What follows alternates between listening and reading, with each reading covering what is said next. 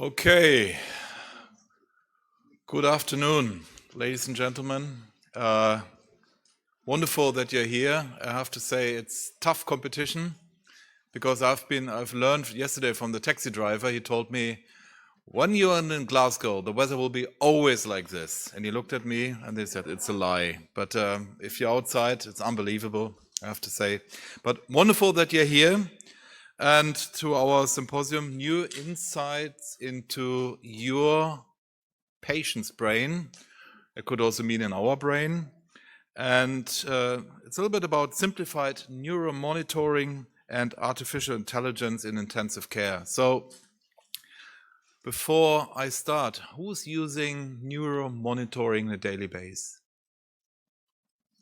1, 2, 3. Okay, that's a minority here. And can I give you an answer for that? Why the rest is not using it? Because you don't have it, you cannot buy it, or your hospital is not giving it to you. Is this right? And I think, therefore, we need to educate managers and systems that neuromonitoring is some sort of standard of care and it should be implemented. And we have two very distinguished speakers today who will help us to go into this very complex field a little bit more. And we are interdisciplinary today because we have also a neurologist. So it's a great pleasure for me, before we start with the session, to introduce you to this system. If you scan this in, you can ask questions later on. We can see them on a monitor if you don't want to use the mic.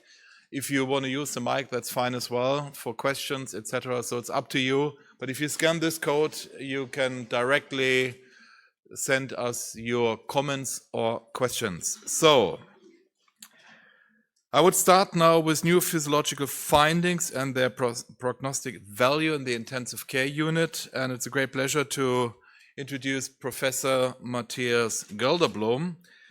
He's working in the Department of Neurology at the University Hospital in Hamburg. And Matthias, a great pleasure. Please come forward and I will upload your talk. And I'm sure it's for us as anesthesiologists, intensivists, always good if we see people from other disciplines. So the floor is yours. Middle charge. Many thanks. Many thanks for the very kind introduction. And many thanks to Nihon Kohden for organizing this symposium here. Yeah, I'm going to talk about neurophysiological findings on the ICU and their clinical relevance. These are my conflicts of interest. And so I will talk a little bit about hypoxic ischemic brain injury and about ancillary testings we have available in the clinics, about continuous EEG monitoring, but I will also talk about critical illness neuropathy since it's extremely clinically relevant, and finally a little bit about Guillain-Barré syndrome. So hypoxic ischemic brain injury is, I mean, these are numbers from Germany. We have 30 to 40,000 cases of resuscitation outside the hospital each year, and the prognosis overall is poor. So 80% of the patients remain comatose. And we have, I mean, first of all, we have the clinical examination to estimate the prognosis in these patients. We have imaging with the CT, we have NSE levels and so on, but we also have electrophysiology. And I just want to show you the value of the electrophysiology, but also the limitations of electrophysiological testings in these patients. So I will talk about SSEPs and about EEG.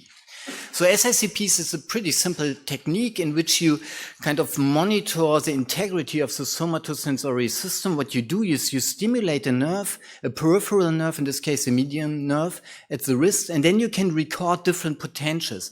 And this is important. You can record potentials beginning here on ERB. So this is the plexus. So it's a peripheral potential. You can, and then you have a cervical potential on C7.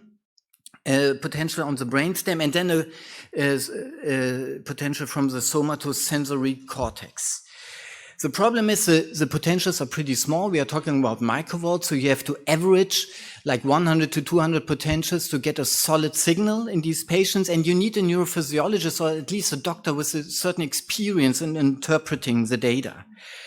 And so this is an SSEP in a normal patient. So what you can actually see here is just get the pointer.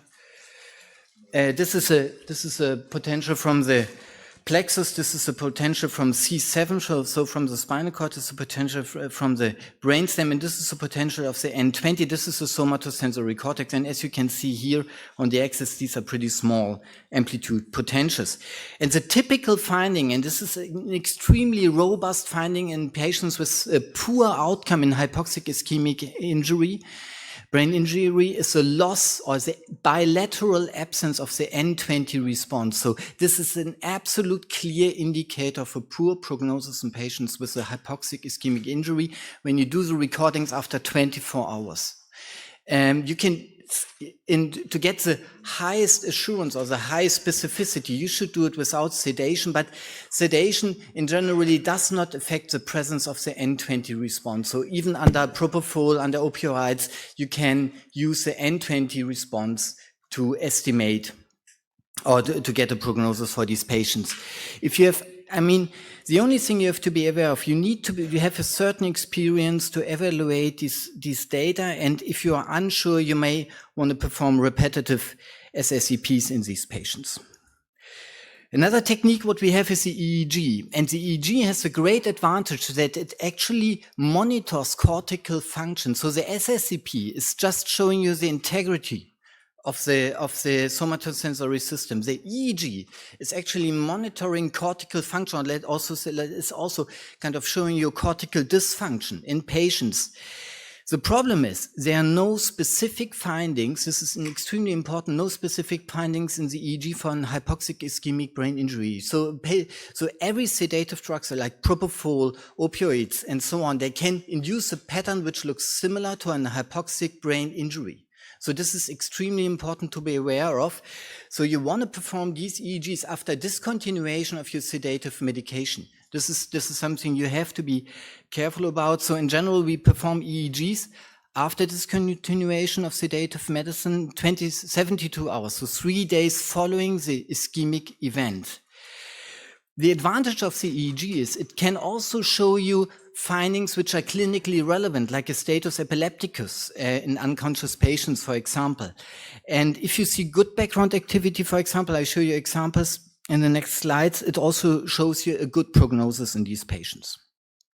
So clear indicators of a poor prognosis, if you exclude effects of a sedative medicine, is a continuous burst suppression pattern. I will show you low voltage output pattern, isoelectric EEGs, and also these continuous generalized epileptiform discharges. So you may know these EEGs from your ICU. So this is a burst suppression pattern. Super clear. However, you can induce it with sedative medicine. No problem, okay? So be sure that these patients are not under propofol, so on, right? So what you can actually see is here you see a suppressed background activity, so there's no background activity anymore, and you see these bursts. This is an extremely typical pattern of an hypoxic brain injury. This is now a typical pattern of a low output EEG. So you basically do not see any background activity anymore, especially here in this posterior parts of the EEG. So this is basically a flat EEG. And in general, these EEGs are not responsive to external stimuli anymore. So this is another thing.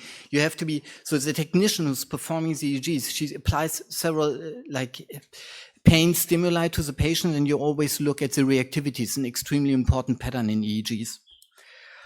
This is another pattern which is typical. This looks like a status epilepticus, but these are continuous generalized epileptiform discharges. And not only this, you can also see that the background activity is suppressed here. So if you look between these repetitive spikes and spike wave complexes, you see there's no background activity present anymore. So this is in combination with these continuous epileptiform discharges. This is also a very clear pattern what you see in hypoxic ischemic brain injury. Again, without medication, 72 hours after the event. So this is a CEREP air system, because I want to talk a little bit about continuous EEG monitoring and other EEG findings on the ICU. The CEREP air system is actually an extremely easy to apply system. So what you can see is this is a system you apply on the patient's head. This goes, so even as a medic, you don't need a technician. Even as a medical doctor, you can apply it in the emergency room, but also in an ICU, in an unresponsive patient, for example. And it's an extremely, so these are active electrodes And with a very high resistance, you have 6 electrodes. You can apply another electrode here onto the posterior lobe for the background activity. This is pretty helpful. So in general, we use it with 8 electrodes actually. And it's a very, very nice device to monitor patients with the status epilepticus, but also to assess patients in the emergency room. If you have an unresponsive patient and you suspect an unconscious status epilepticus, or if you have any other disorders of consciousness in the emergency room, this is an extremely practical device.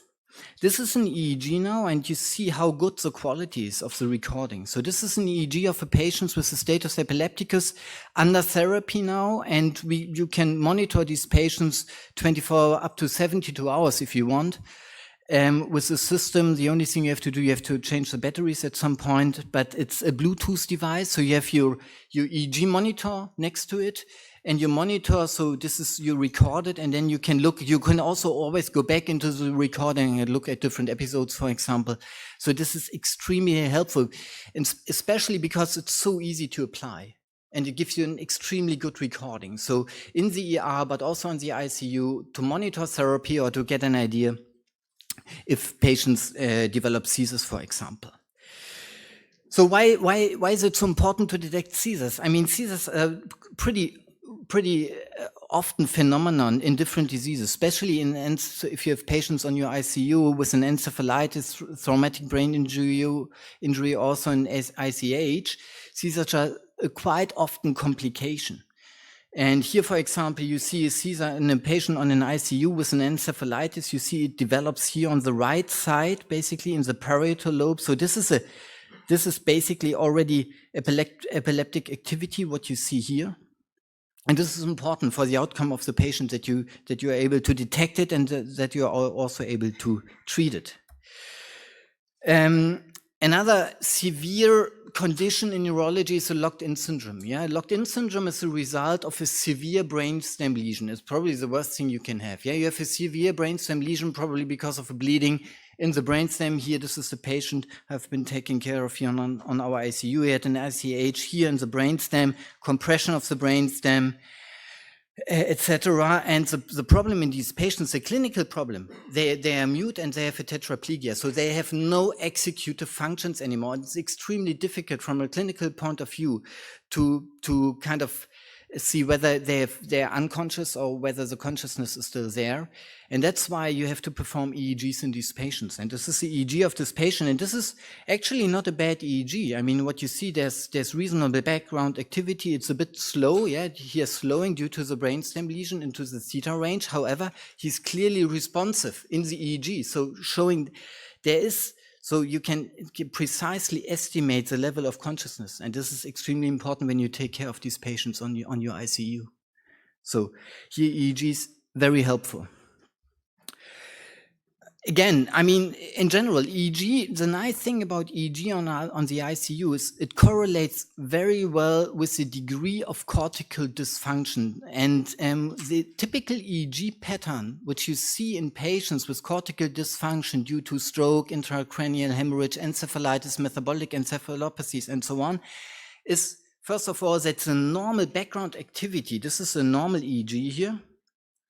So the normal background activity shows some slowing. So this is a normal EEG. You see a very nice modulation of your background activity. You see a clear, here the background activity goes away with the opening of the eyes. It's the Berger effect. And then it comes back. And once you have patients with an encephalopathy due to metabolic disturbances, due to encephalitis and so on, the first thing what you can see is general slowing. Here, for example, this is a diffuse slowing into the theta range of a patient with this was a patient with an encephalitis. And this, for example, is an example of a patient with an intracranial hemorrhage, and you see a diffuse slowing into the delta range, which is even slower here. And something you always want to take care of if you see rhythmic slowing, yeah? Because rhythmic slowing, if you see like rhythmic waves or periodic waves, this may always be indicative of an epilepsy. So overall, these EEGs very well correspond to the clinical state of these patients, and it's very good to also to estimate the prognosis of patients, to have an EEG. So another thing I want to talk about, not only about EEGs, is critical illness polyneuropathy and myopathy. I mean, when you're a neurological consultant on an ICU, this is something you see quite often, and it's for the rehab. It's extremely important to identify patients because it's a very severe and a common condition on the ICU. It correlates with the time on the respirator, but also with sepsis and so on. And it's not only this, so these are typically patients with the paresis in the legs. It starts always in the legs and the lower extremities, and it goes to the arms, and the facial musculature is in general spared because it affects long nerves. So the longer the nerve is, so then it's more susceptible to kind of metabolic stress. It's always like this. Every polyneuropathy starts at the legs, at the feet, and then it goes up. And it's so important because 70 to 80% of the ICU patients actually develop a critical illness polyneuropathy, which is extremely important for the rehabilitation in the long term. But sometimes it's also in combination with the critical illness myopathy. And quite often it manifests only in the case of a difficult weaning, or with the tetraparesis in the recovery phase. So once a patient is severely sick on the ICU with some organ failure, you don't detect that. You always detect it like after 2 weeks or 3 weeks. I mean, and what you have to do is to make the diagnosis of an CIP or CIM, you have to perform nerve conduction studies on the ICU and in electromyography, and you get very typical findings. So this is one example here. So this is a basic nerve conduction study. So what we do is we stimulate the tibial nerve here, for example, at the foot and at the knee. And what you see is you have a reasonable conduction velocity. So the myelination of your nerve is intact. But you have a decrease in amplitude. So you have this is indicative of an axonal loss. So it's an axonal pathology, what you actually detect here in this patient. And this is absolutely typical for a critical illness polyneuropathy. But these patients have not only an axonal loss or an axonal pathology, they also have a myopathic EMG, so indicating that there's also myopathy. So also the muscle itself affected by this critical illness myopathy. And this is an example of an EMG now here. So what you can actually see is that we have these small potentials firing here. So these are small polyphasic potentials, what you can see here. And this is a typical finding in myopathy. So also the muscle is sick in these patients. You see the recruitment in these patients. It's an early recruitment, so it starts too early. So this is also a typical finding. So this is a clearly pathological EMG. And it's not that difficult to perform these testings on an ICU. I mean, you have always a problem with noise and so on, but this is something that takes you like 20 minutes to do these recordings and to make sure whether the patients have a critical illness neuropathy or not. So the last theme I want to talk about is the Guillain-Barré syndrome. That's the reason is it's the most common of all neuromuscular emergencies, and it's basically an immune-mediated neuropathy. Importantly, and this is something important, it affects the nerve root, first of all. So it's a neuropathy due to immunological reasons, so there are certain epitopes expressed at the nerve root and not in the continuity of the nerve. So it starts at the nerve root. In general, the classical presentation is a rapidly ascending paralysis of the patients, often starting with pain in the back, which reflects the inflammation at the nerve root. Patient can also show sensory deficits, and in general, it starts mild over days, and then the patients lose the ability of walking in 3 to 7 days. And often patients also have to be ventilated for a certain time. And it's important to make the diagnosis early because you can treat it with immunoglobulins or plasmapherases. And the earlier you start the treatment, the better is the outcome.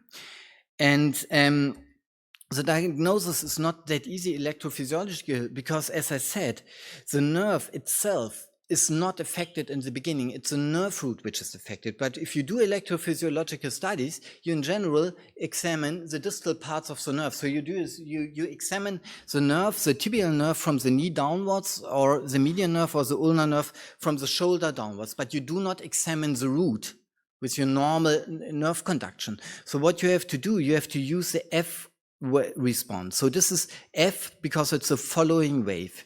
Because what you use is when you stimulate a nerve, for example, at the wrist, the action potential is not only running down to the hand muscles, it also runs up to the spinal cord. There you have a reflection, and then the action potential runs down all the way again. So this action potential travels through the complete nerve up to the spinal cord, to the anterior horn, and then all the way back to the muscle. So if you have the constellation that your nerve conduction is normal when you stimulate a nerve at the upper arm, for example, and the F wave is not there anymore, is absent, you can argue that there's a proximal demyelination. So there's a proximal conduction block on the root level. And this is a typical finding in Guillain-Barré syndrome. And as I already said, it's critical because you want to treat these patients early on. So this is also something you want to be able to perform on an ICU. And so this is how F responses look normally. They're pretty polymorph, as you can see here. And this is now a recording of a patient with Guillain-Barré syndrome. So the nerve conduction in the lower leg is normal. You have a slight decrease in the amplitude. You have a slight increase in the distal latency, and the conduction velocity is a bit decreased, but you can't make anything out of that. But there's a clear finding with the absence of the F response. So this late response is absent because this is the action potential which has to travel the whole nerve or the entire nerve.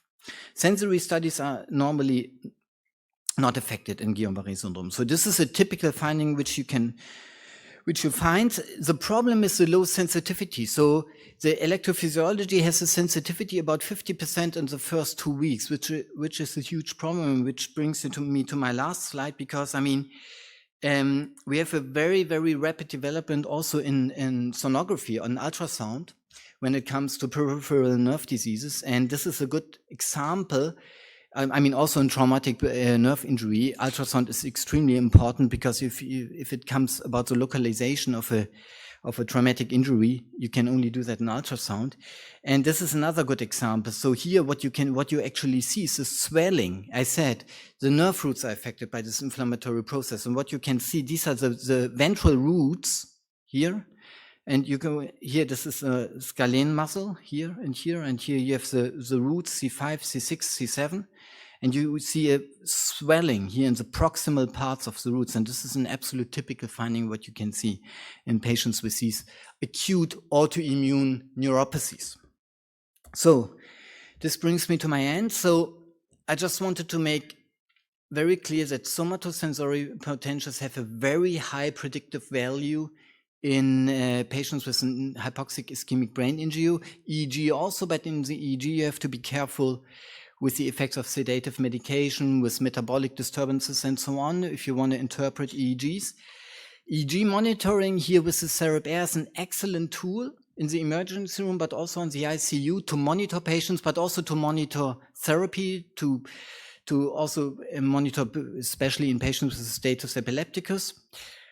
Gold standard for the diagnosis of a critical illness neuropathy is the electrodiagnostic testing, so the neurography and the EMG. And finally, we are not only able to perform nerve conduction studies, we also have the ultrasound nowadays, which is extremely helpful. Thank you very much.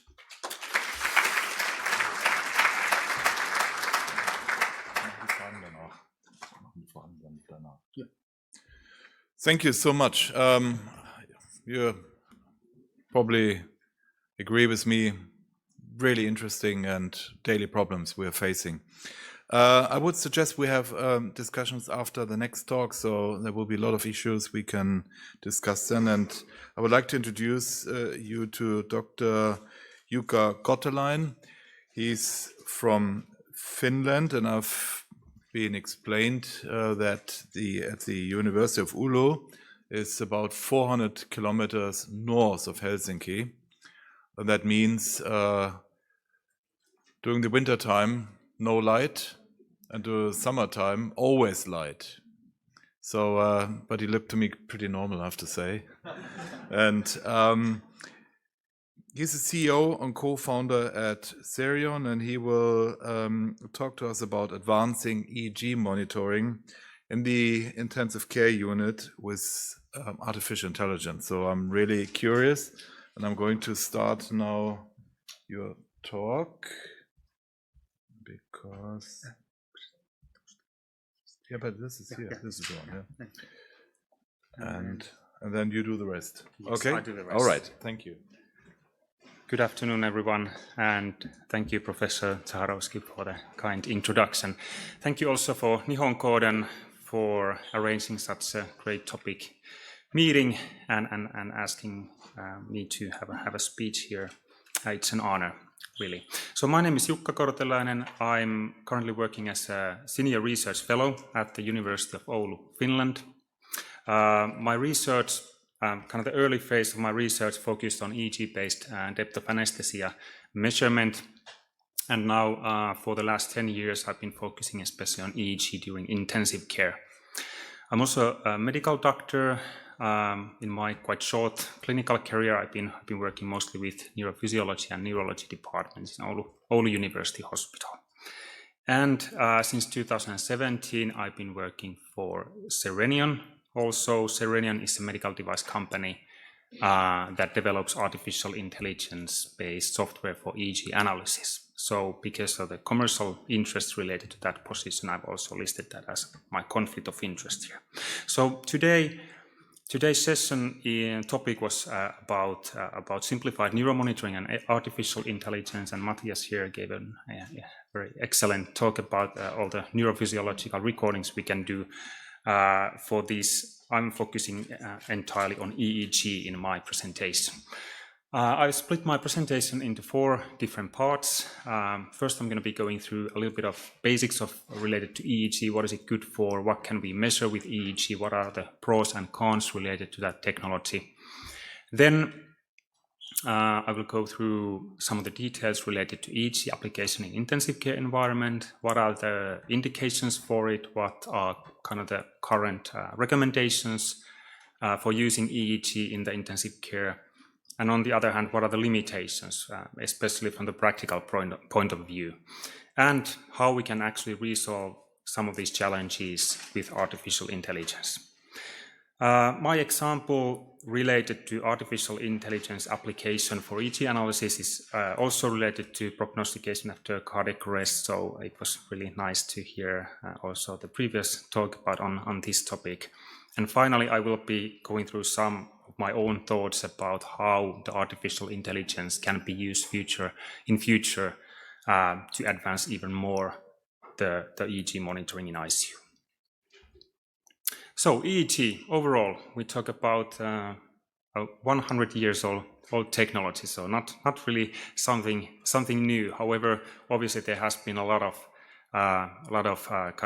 advancement of this technology since the first recordings.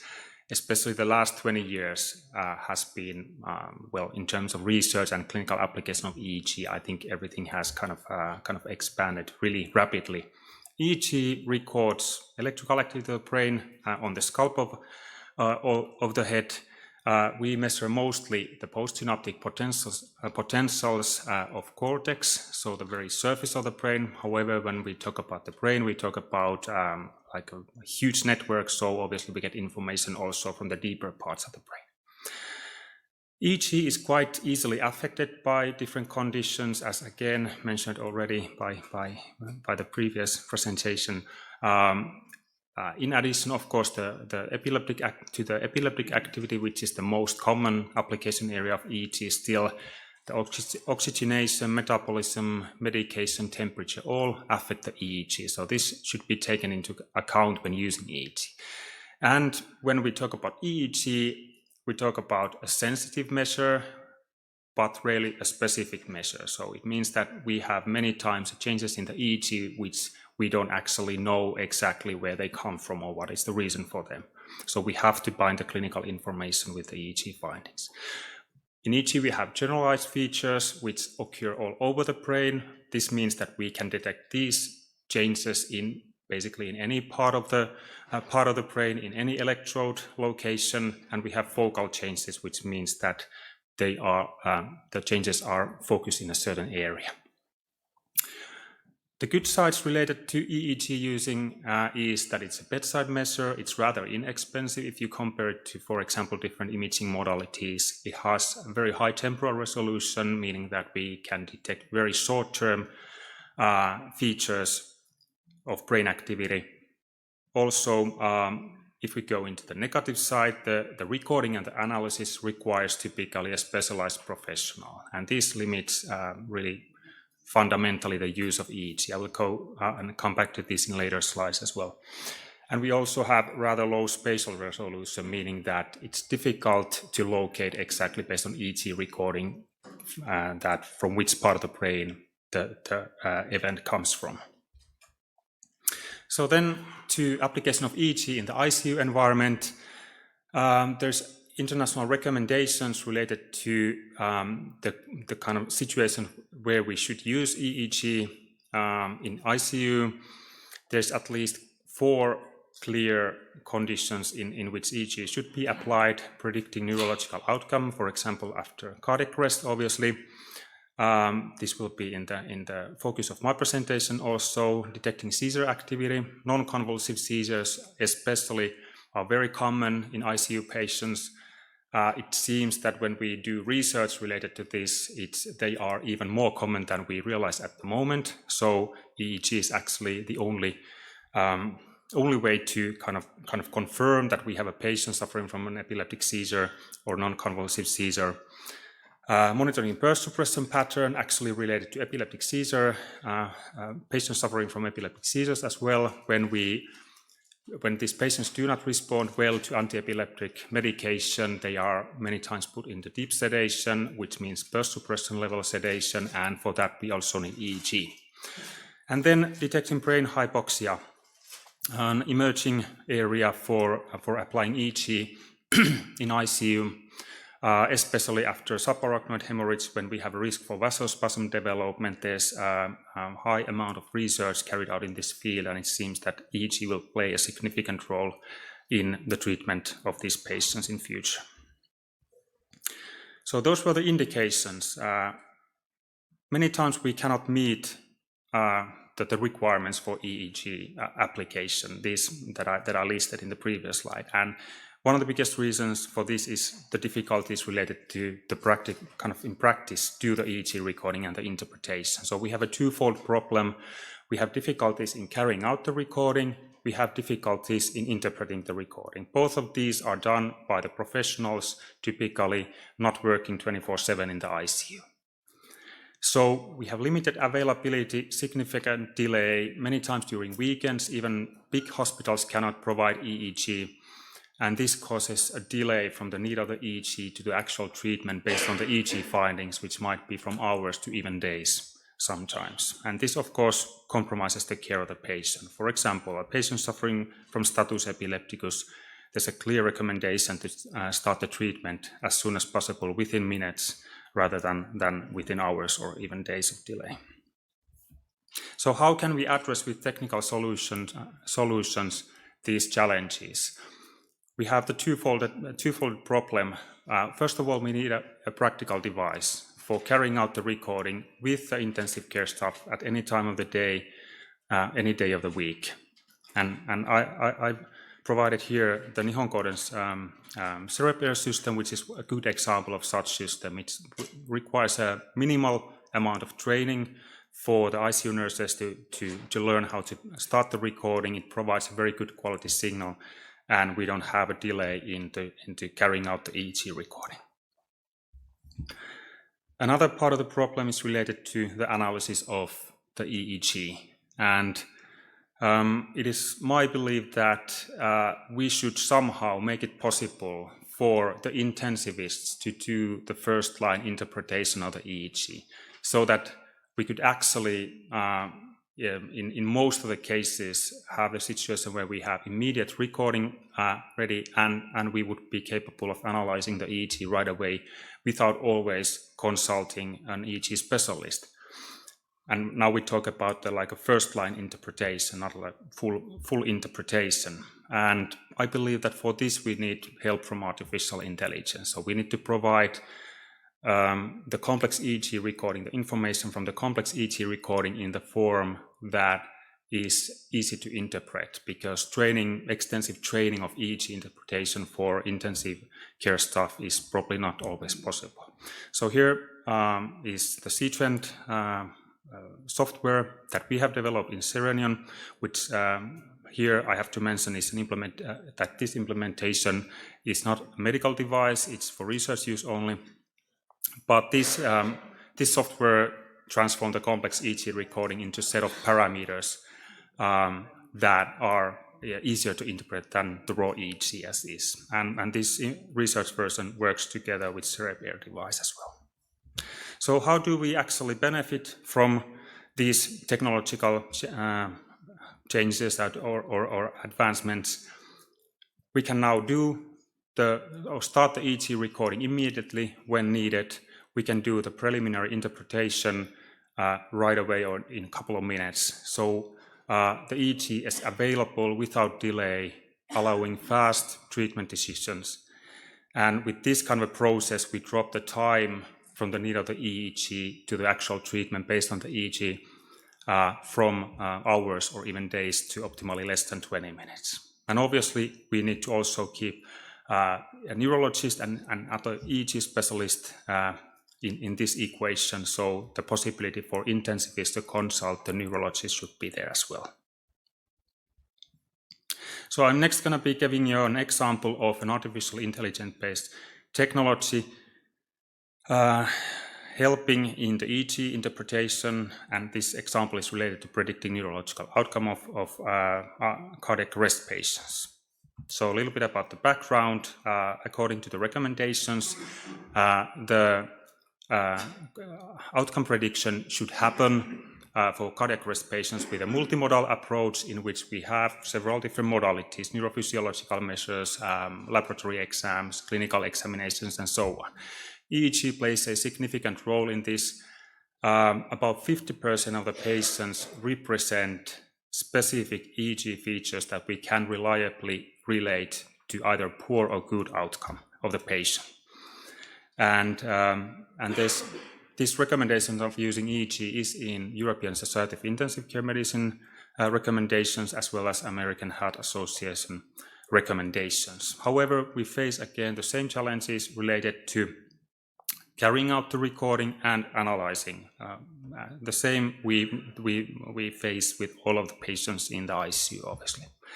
So fortunately, a lot of research has been done with cardiac arrest patients related to using reduced montage for EEG recording. This means that we could drop the amount of electrodes for EEG recording. And typically these practical EEG recording devices have a reduced montage in use. For example, this is the case with Nihon Kohden's Cerenion system. So EEG patterns associated with poor outcome or good outcome reliably, they are typically with cardiac arrest patients generalized, meaning that they occur all over the brain. So basically, you can detect those features in any channel of the EEG when doing the recording. And on the other hand, there's no clear association based on research of focal changes of cardiac arrest patients in EEG that are reliably associated with outcome. Very good paper recently published, or actually in press in Resuscitation, written by Admiral and colleagues, suggests that actually 4 electrode frontotemporal montage is enough for reliable predicting of outcome of cardiac arrest patients. So we start to have enough information from the science, from the studies, that actually for cardiac arrest patients, it is quite enough to have a reduced montage for EEG evaluation. So we have the possibility for practical recording, and to do the analysis, we have created a technology called CTROENCEPHALOGRAM, which is a artificial intelligence-based technology that produces from the complex EEG recording a set of parameters. One of the parameters, called CTROENCEPHALOGRAM index, captures the so-called slow wave activity of EEG. Slow wave activity is something that happens in the frequency of 1 Hertz or even lower frequencies, so low delta range, even lower than that. We have done a lot of studies related to this neurophysiological phenomena and created the C-trend index based on that. This is something that we should have for patients that are sedated after cardiac arrest. So actually we get a view of the brain function of sedated patients, which sometimes is considered to be very difficult because the features produced by encephalopathy and drugs may be similar. So high C-trend index reflecting slow wave activity is associated with normal brain function and actually good outcome. Low slow wave activity or abnormal slow wave activity is associated with poor outcome. We published a research related to this study in resuscitation in 2021. This was a joint prospective work with Helsinki University Hospital and Oulu University Hospitals. And in this study, we evaluated how slow wave activity are associated after cardiac arrest in the outcome prediction of patients. We carried out this study or recruited 93 patients, adult patients, made EEG recording from their ICU admission until 48 hours from return of spontaneous circulation with a disposable frontal electrode, so a reduced montage, and we evaluated the slow wave activity of these patients with C-trend index. And then we followed these patients for 6 months to see how they recovered afterwards. And here you can see the results, how C-trend index and the slow wave activity evolves in time after return of spontaneous circulation. In blue, you can see the patients with good outcome, and in red, the patients with poor outcome. And what is interesting here is that the most informative part of these measurements are in the very beginning, so in the very early phase of the recovery. If you look at the literature, this is actually the case in many other EEG research papers. We need to actually get the data from the very early phase of the recovery of the patients, because that's the time where we actually can most reliably differentiate between poor and good outcome patients. This also emphasized the need of a practical EEG recording system, because we need to start the recording when the patient arrives, not 24 or 48 hours afterwards.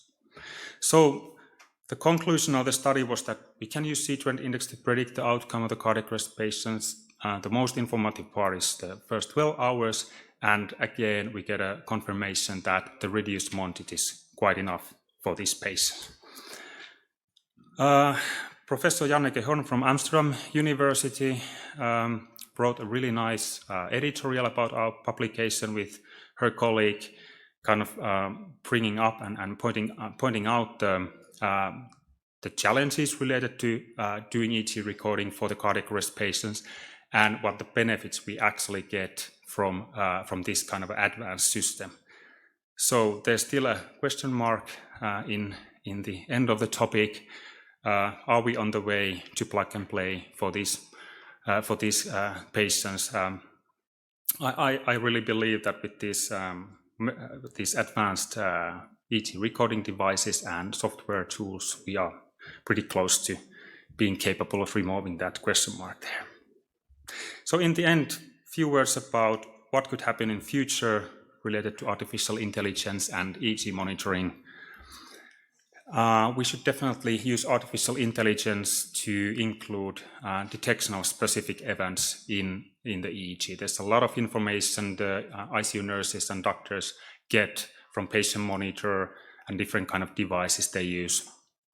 So we need to process further the information so that it's as easy as possible for the intensivists to really kind of point out and see what is relevant information in the EEG. Different kind of alarms, notifications could help on that as well. Report generation. Typically the EEG reports are given in a written form. We have a huge amount of advancement in the artificial intelligence in text generation in other fields. ChatGPT, probably everybody has heard about that. So it could be that in future we get at least a preliminary report of the EEG in a written form generated by artificial intelligence. Suggestions for diagnosis. I mentioned that EEG is really specific, but anyway, when we combine the information, the background information of the patient and the findings, we could have a suggestion of hypoxic ischemic encephalopathy, for example, in future based on the EEG, or let's say a development of a vasospasm after a subarachnoid hemorrhage. Trend evaluation, this is the most laborious part of a clinical neurophysiologist or neurologist to do the EEG interpretation when they look for hours or even days of EEG recording, 20 second after 20 second, epoch by epoch. So this is very exhausting for people, and this is where we could also utilize artificial intelligence to evaluate the development of a certain condition, how amount of epileptic activity increases in time if we are in a risk of development of status epilepticus, for example. And finally, combining data from several modalities. So EEG provides valuable information, obviously, but there's so much information from cardiac function, respiration, medication, clinical information, imaging modalities. So hopefully one day we have an artificial intelligence that combines all of these and makes a very informed suggestion of the condition of the patient. So with this, I'd like to end my presentation. I think we have still some time for questions, so thank you very much.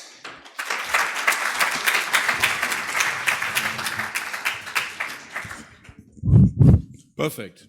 Perfect in time. Thank you very much. Are there any questions from you? There's a mic in the middle, so you stand up if you want. Introduce yourself briefly, and then hammer your question to the speakers. Thank you very much for excellent talk. Is there any hope that artificial intelligence will help us detecting some signs of consciousness in comatose patients in the ICU? You want to both? Maybe you both go to the speakers. You go first. And you can battle yourself. So consciousness is a very challenging topic overall. There's a lot of debate about the overall concept of consciousness. I would say I've listened to so many great talks about what is it about and how do we define that. That's the question, I think. I don't have a straight answer to that. I say there are features in EEG that refer to patient being conscious, like reactivity of the EEG, which is a clear indication that brain responds somehow to the external stimulation. I think there's a lot of information EEG provide also for that purpose. But yeah, it's a very difficult concept overall, defining of the whole consciousness. So, but yeah, I think the most important information for doctors and people that treat patients would be that if they are like locked in a locked-in condition in which they cannot really communicate, but they are fully understanding and receiving the information. And for that, I think there's already quite a big amount of information that we can actually with imaging modalities and also EEG get information on that. So I'm positive of artificial intelligence also providing further help on that in future as well. Matthias, you want to add something? Okay. There's a question here. Sometimes system artifacts mark as an event. How to differentiate that? Well, when we talk about EEG, system artifacts can in general easily be identified when you have to look at different recordings. So if you have a bipolar recording or pseudo-unipolar recording, a Laplace recording, you can in general identify system artifacts clearly. This is also an issue, especially when it comes to brain death, and if you do these EEGs with a on 2 microvolt. And then you have to be very careful about artifacts. But in general, if you have like an 18-channel EEG it's pretty solid to identify technical artifacts, and it's extremely important to do that. But yeah. I have a question to the two of you. You both have a neurology background, and obviously you do read EEGs on a daily basis, and you do them, and you do nerves and whatever. But what is your prediction for the future? Because ICUs are getting more and more busy. We also see the people we're admitting are getting older, and the timeline we have been shown. Yeah, so the indication for EEG, then someone needs to come to do the ECG, someone needs to read it, someone needs to do. And do you see in the future helping hands that the busy intensivist puts it on, goes away, does some other stuff, and then the machine comes up as a result and giving you a sort of quite reliable suggestion where we are with the patient? And because you mentioned it also maybe in the future, but what is the timeline? Where do we stand? Well, first of all, I think the brain is so important part of intensive care. I think patient. everybody's agreeing with that. Yeah? The brain is really important. Brain is important, and even if we are in a very busy intensive care environment, we should include treatment of brain somehow and evaluation of the brain function there. So the question is how to do it, and I think it has to be based on like a technological advancements related to those actually two things that I mentioned. I do see in future brain monitoring and EEG and also other modalities to be more of a routine for example, unconscious patients. And the artificial intelligence being used in a way that we get a result. Obviously, someone else needs to look at it at some stage. But technically, we are already quite close to that. But it's also a matter of clinical evidence and regulation, publication, generating data. But I would be surprised if within 5 years we wouldn't have a significant advancement in the application of artificial intelligence in ICU. My second question is to Matthias, where I was wondering who's doing NSE during course of intensive care. We're doing it when we have some evidence of hypoxia, whatsoever. So how you would rate this in your daily life? I mean, you have access to the gold standard, but sometimes a blood marker helps us to have a stronger argument to say, well, can you come over and do this? So how do you use NSE in the setup, or is it irrelevant for you because you have the EEG anyway by hand? So, well, I would say, I mean, we use NSE, but it just is like, it adds information. And for me, the most important modality is the SSCP. This is the most solid. Because, I mean, if the SSCP is absent after 24 hours, this is an absolutely clear indicator for poor prognosis, and NSE levels vary quite a lot. And you have, so I would always favor the SSCP over the NSE and also over the EEG, clearly.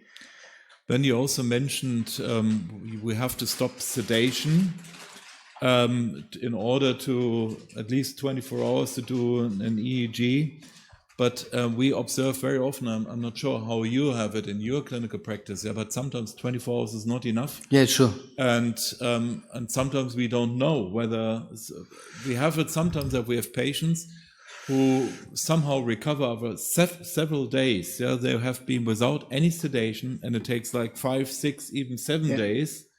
And so I find it very hard to make a decision then when we start with the diagnostics. Well, I mean, it's not black and white with the EEG, because, I mean, the EEG gives you quite specific markers. And if you see like a continuous spiking under sedation, it's a super clear pattern. But if you see a burst suppression muster under sedation, it's not that clear. So, I mean, there are different EEG patterns.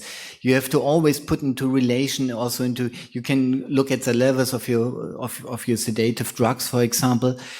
And, I mean, again, I mean, there are specific EEG findings which are not influenced by sedation. Others are. So you have to be a little bit cautious about interpreting EEGs. That's why you need to have a certain experience. But overall, I mean, the nice thing about the EEG is also it gives you information about overall cortical function, you know. So even under sedation, you can see more, I mean, you see general slowing, but if you see good background activity, you can already say under sedation, okay, the prognosis is not that bad. Maybe I can add also a very specific practical thing related to burst suppression pattern and the cardiac arrest patients. If it's because of sedation, then it's too deep sedation. So basically, we don't need that much of a sedation. So what we have done is typically we have kind of lowered the infusion of propofol for these patients and if the burst suppression remains there, then it's more likely to be because of the encephalopathy rather than because of the sedation. Well, you were talking a lot also about patients after resuscitation, but I think most of you are seeing surgical cases, and they are suffering from a lot of different problems. They are maybe bleeding and hypertonic and some other conditions, and we also were mentioning a muscle weakness. This is a problem we see quite often. But what at the end, yes, we can see that they have the problem, but what is the answer? What can we do? Well, I mean, yeah, well, I mean, you know, absolutely true. You see it, you can't kind of treat the cause because it already occurred, right? This is a result of an 2-week intensive care unit setting. But anyhow, for the rehab, it's extremely important. And also for treating complications in the process of rehab. Because, I mean, these patients, they leave you after 2-3 weeks, yeah? But then the rehab is the important part. And so you have to guide these patients in a certain rehab direction. Or he needs orthesis, he needs physical therapy. So for the overall outcome after 1 year, it's super important. It's not for the outcome how you leave the ICU, but we are basically interested how's the patient 1 year after. And then it becomes extremely important. And if you also, when you're in Germany, when you apply a rehab, it makes a huge difference whether you have a critical illness polyneuropathy or not. So because then you decide where should the patient go, right? And this is, let's say, I mean, for the long-term outcome, it's extremely important to know about these things. I mean, I really like the statement, and I might talk for you as an audience. It's not in our business plan as ICU physicians that we already care for something which might have an impact a year later. That is the biggest problem, and therefore I'm truly convinced, especially after your 2 talks, that should be standard of care and standard of diagnostic on the ICU. But for money reasons and also for personnel, we need simple solutions like you offered, but you put something on the head which is more or less self-sufficient. That will be an answer to help us. But this is, I think, difficult to implement, but we need to get there.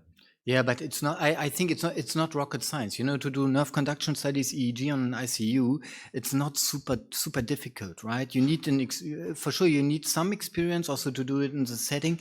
But as I said, this is not rocket science. You can do it with a normal EMG machine, normal EEG machine. So it's actually easy to apply, and you get a lot of information. Absolutely. I actually do not see any more questions, and I think hopefully you agree with me, that was superb. That was really excellent. I've learned a lot, hopefully you as well, and thank you very much for joining us today, and thank you very much for Nihon Kohden to enable us. So have a good time, and we're 2 minutes early.